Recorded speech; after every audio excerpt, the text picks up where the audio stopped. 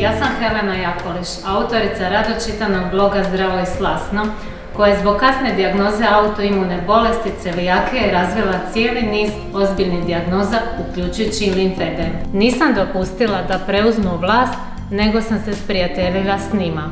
Evo ih, upravo dolaze na druženje. Moja prijateljica celijakija i moj prijatelj limfedem.